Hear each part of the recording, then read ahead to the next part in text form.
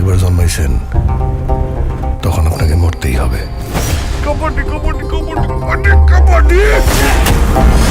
Hello friends, already চলে আসছে দমের ট্রেলার কিছুক্ষণ আগেই, এবং আমরা জানি সিনেমার যেহেতু আর 2-4 দিন পরে ঈদ, সিনেমা রিলিজের জন্য তাদের প্রমোশন গুলো শুরু করে দিচ্ছে একে একে।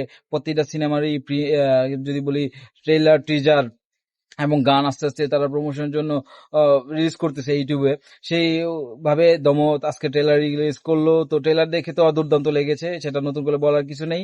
এবং যদি বলি যে দমের ট্রেলারটা খুবই ভালো লেগেছে, এখানে একটা জিনিস ওরা মেনটেন করেছে, সেটা হচ্ছে যে সিকোয়েন্স গুলো আর কি। যে আমি যদি বলি যে ট্রেলারটা প্রথম থেকে লাস্ট পর্যন্ত, একটা সিনেমার প্রথম থেকে লাস্ট, গল্পের শুরু থেকে শেষ পর্যন্ত এই এই অর্থাৎ এইভাবে তার সিকোয়েন্সটা সাজিয়ে গেছে। এবং যদি আপনার একটু ট্রেলারটা দেখেন তাহলে বুঝতে পারবেন যে আসলে গল্পটা মোটামুটি একটা আইডিয়া করা যায় আর কি, 50 থেকে 60% যে আসলে গল্পটা কি ধর্মী বা কি রকম কনসেপ্টের উপর তৈরি করা হয়েছে আর কি।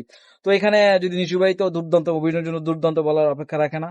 আর চঞ্চল চৌধুরী ভাইয়ের কথা তো আর নতুন করে কি আর বলবো। পূজা চেরিও এক্সপ্রেশন গুলা খুব ভালো ছিল, তার ইমোশনাল যে এক্সপ্রেশন গুলা ছিল, হ্যাঁ ভালো, খুব ভালো ছিল। আর আরেকটা বিষয় হচ্ছে যে নিশু ভাইয়ের তো আমরা শুধু ড্রামাটিক্যাল সিরিজ, মানে ড্রামাটিক্যাল সিনেমায় পাচ্ছি গত 2-3 ঈদ ধরে, সুড়ঙ্গ বলেন, দাগি বলেন, তারপর হচ্ছে আজকে এবার হচ্ছে দম।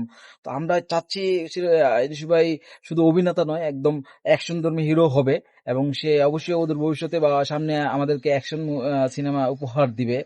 আর ট্রেলারের কালার গ্রেডিং বলে নতুন কিছু মানে নতুন করে বলার কিছু নেই, কারণ আমরা সেটা টিজারে আলাপ আলোচনা করেছি। এখানেও ঠিক সেম, কালার গ্রেডিং দুর্দান্ত ছিল। আর গল্প তো অবশ্যই দুর্দান্ত। আর গল্পের মধ্যে আরাবান মানে টাইপের একটা অ্যারাবেন টাইপের একটা ছিল, যেমন লাস্ট টাইম ট্রেলার লাস্টে আমরা একটা যে মিউজিকটা মানে শুনতে পেলাম, সেটা মনে হচ্ছিল আলিফ রাখতে কিছু, মাঝে মধ্যে এরকম কিছু মিউজিক পাওয়া যায় আর কি।